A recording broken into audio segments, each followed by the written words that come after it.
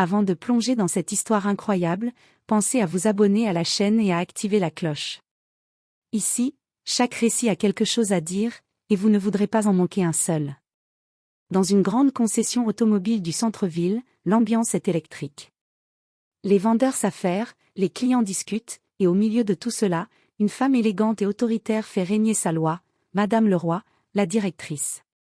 Connue pour son arrogance et son mépris envers ce qu'elle juge indigne de ses voitures, elle ne supporte pas qu'on ternisse l'image de son établissement. Ce matin-là, David, un homme noir vêtu simplement, pousse la porte de la concession. Il observe calmement les modèles exposés, sans déranger personne. Pourtant, en quelques secondes, tous les regards se tournent vers lui. Un vendeur s'approche, hésitant, mais avant même qu'il ne puisse dire un mot, Madame Leroy intervient. Elle s'avance, le regarde de haut en bas, et dit d'un ton sec. « Monsieur, je crois que vous vous êtes trompé d'endroit. Les voitures d'occasion sont de l'autre côté de la rue. » David reste silencieux, un léger sourire au coin des lèvres. Il tente d'expliquer qu'il souhaite simplement se renseigner sur un modèle précis, mais la directrice, agacée, lui coupe la parole. « Je ne répéterai pas, monsieur. Nous servons ici une clientèle sérieuse, pas des curieux. » Devant les clients médusés, elle appelle la sécurité pour le faire sortir. David, humilié mais calme, quitte les lieux sans dire un mot. Quelques minutes plus tard, un appel téléphonique bouleverse la concession, le propriétaire arrive pour une visite surprise. Et lorsque la porte s'ouvre à nouveau, c'est David qui entre, cette fois accompagné de son avocat et du conseil d'administration. Le visage de Madame Leroy se fige. Elle vient de commettre l'erreur de sa carrière, expulser le véritable propriétaire de la concession automobile. Ce jour-là, la leçon qu'elle va recevoir restera gravée dans toutes les mémoires.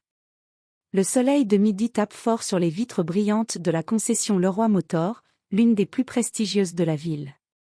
À l'intérieur, tout respire le luxe, des voitures dernier cri, des vendeurs en costume, et une directrice toujours sur le qui-vive. Madame Leroy, perchée sur ses talons aiguilles, observe la salle d'exposition comme un général surveillant son armée. Rien ne lui échappe. Au même moment, la porte s'ouvre discrètement. Un homme entre. Grand, calme, vêtu d'un polo sombre et d'un jean propre mais sans marque. Il s'appelle David Morel. Il fait lentement le tour des voitures, s'arrêtant devant une berline de luxe, les yeux pleins d'admiration. Un vendeur, Thomas, s'approche timidement. « Thomas, bonjour monsieur, puis-je vous aider à trouver un modèle ?» David, souriant, « Oui, j'aimerais en savoir un peu plus sur celle-ci. J'ai entendu dire qu'elle est très performante. » Avant que Thomas ne puisse répondre, la voix glaciale de Madame Leroy résonne dans la salle. « Madame Leroy, Thomas. Laisse, je vais m'en occuper. » Elle s'avance d'un pas sec, son regard glissant sur David avec un mélange de méfiance et de dédain. « Madame Leroy, monsieur, je crains que cette voiture ne soit pas dans votre gamme de prix. Nos modèles ici coûtent plus qu'un an de salaire moyen. » David, calme, « Oh, je vois. Mais je suis prêt à payer comptant si elle me plaît. » Madame Leroy, riant nerveusement, « Payer comptant ? Évidemment. Et moi, je suis la présidente de la République. » Elle jette un regard moqueur vers ses vendeurs, certains ricanent timidement. David garde son calme. Il regarde la voiture une dernière fois, puis la directrice. « David, vous savez, madame, les apparences peuvent être trompeuses. » Mais Madame Leroy ne veut rien entendre. « Madame Leroy, froidement, je vous demande de quitter les lieux, monsieur. Je ne veux pas avoir à appeler la sécurité. » La tension monte. Les clients se taisent, mal à l'aise. David soupire doucement, sort son téléphone, et regarde l'écran un instant. « David, très bien. Je vais partir, mais je reviendrai très bientôt. » Il tourne les talons et quitte la concession sous les regards embarrassés du personnel. Quelques minutes plus tard, dans son bureau, Madame Leroy rit encore avec un collègue. « Madame Leroy, franchement, tu as vu sa tête ? Il croyait vraiment pouvoir acheter une voiture ici. » Mais son rire s'arrête net quand son téléphone sonne. Un numéro inconnu. Elle décroche. Voix au téléphone, « Bonjour, Madame Leroy. Ici le propriétaire du groupe Morel Motor. Je viendrai faire une visite surprise aujourd'hui. Préparez votre équipe. Son sourire disparaît. Elle se lève brusquement. Madame Leroy, oui, bien sûr, Monsieur Morel. Nous serons prêts. Elle raccroche, sans savoir que l'homme qu'elle vient d'humilier n'est autre que David Morel lui-même, le propriétaire du groupe. 2 heures plus tard, la concession est en ébullition. Les employés courent dans tous les sens pour préparer la visite surprise du grand patron. Madame Leroy, nerveuse mais fière, ajuste sa veste devant le miroir de son bureau. Madame Leroy, à elle-même, c'est le moment de prouver que je gère cette concession d'une main de fer. Il verra qu'ici, tout est sous contrôle. Elle descend dans la salle principale, inspecte chaque voiture, chaque dossier sur les bureaux. Personne ne doit faire de faux pas.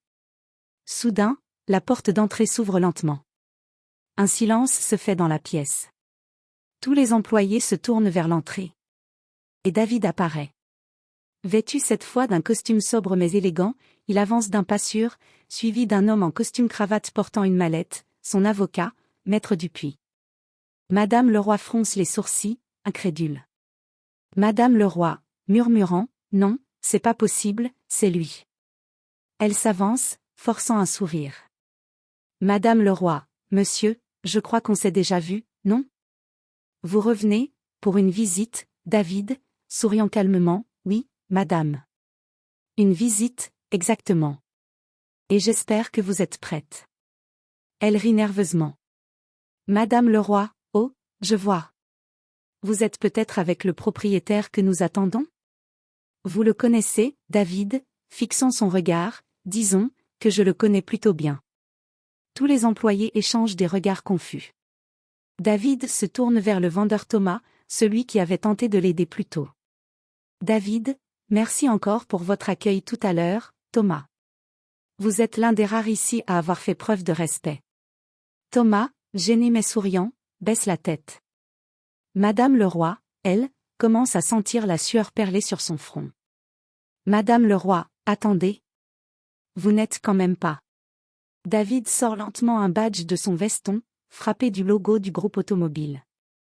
David, je suis David Morel, fondateur et propriétaire du groupe Morel Motor, dont fait partie cette concession.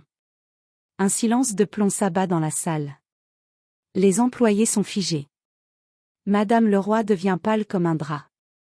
Madame Leroy, balbutiant, je ne savais pas. Monsieur Morel, je vous présente mes excuses, David, froidement, vous n'aviez pas besoin de savoir, madame. C'est justement le but de ma visite, voir comment mes clients sont traités quand personne ne sait qui je suis. Elle tente de se justifier. Madame Leroy, c'était un malentendu.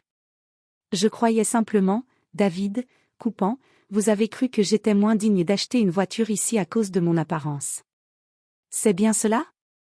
Les vendeurs évitent son regard. Personne n'ose parler. David respire profondément, puis ajoute. David, vous m'avez humilié devant vos employés et vos clients. Mais ne vous inquiétez pas, votre leçon ne fait que commencer. Il se tourne vers son avocat. David, Maître Dupuis, convoquez le conseil régional de direction.